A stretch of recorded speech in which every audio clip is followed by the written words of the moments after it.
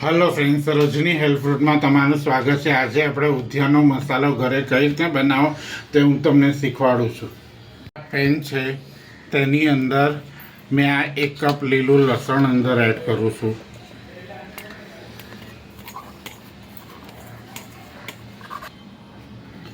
હવે તેની અંદર આ 1 કપ કોથમીર છે, તે કોથમીર પણ હું અંદર એડ કરી દઉં છું. હવે તેની અંદર આ સિંગદાણાનો ભૂક્કો છે 1 કપ, તે હું અંદર અડધો કપ અંદર સિંગદાણાનો ભૂક્કો અંદર એડ કરું છું. હવે તેની અંદર આ 1 કપ કોપરાનું છીણ છે, તે કોપરાનું છીણ અંદર એડ કરું છું. તેની અંદર આ 1 કપ તલ છે, તે તલ પણ હું અંદર એડ કરું છું. તેની અંદર આ 3 ચમચી ખાંડ છે, તે ખાંડ પણ હું અંદર એડ કરું છું.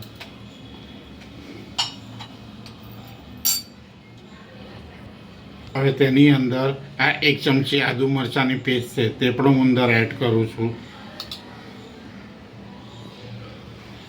તેની અંદર આ 1 ચમચી અજમો છે, તે અંદર અજમો પણ અંદર એડ કરું છું.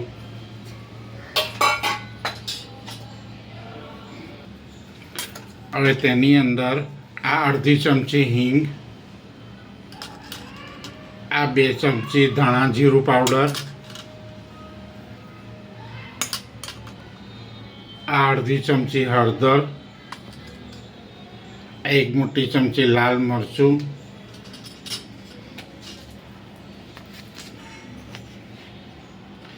આ સ્વાદ પ્રમાણે 1 ચમચી મીઠું, આ 1 ચમચી ગરમ મસાલો ને આ ઉદ્યાનનો મસાલો.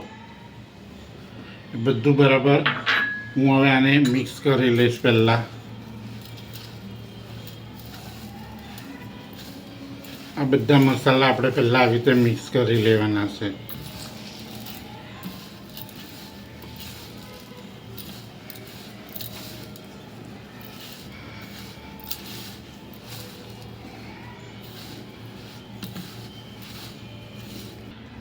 તો જો ફ્રેન્ડ્સ, આ બધા મસાલા આપણા બરાબર મિક્સ થઈ ગયા છે. હવે તેની અંદર આ 4 ચમચી તેલ અંદર એડ કરું છું ને આને પણ બરાબર મિક્સ કરી લઈશ. તેલને આમાં બધા મસાલા ચડિયાતા જ જોઈએ છે, એટલે આપણે બધા મસાલા આપણે અંદર વ્યવસ્થિત જ અંદર એડ કર્યા છે. તો જો ફ્રેન્ડ્સ, આ આપણો ઉદ્યાન માટેનો મસાલો તૈયાર છે. તો આવી રીતે ઉદ્યાનનો મસાલો તમે તમારા ઘરે બનાવો અને તમને મારી આ ઉદ્યાનના મસાલાની રેસીપી કેવી લાગી તે કોમેન્ટ બોક્સમાં જણાવજો.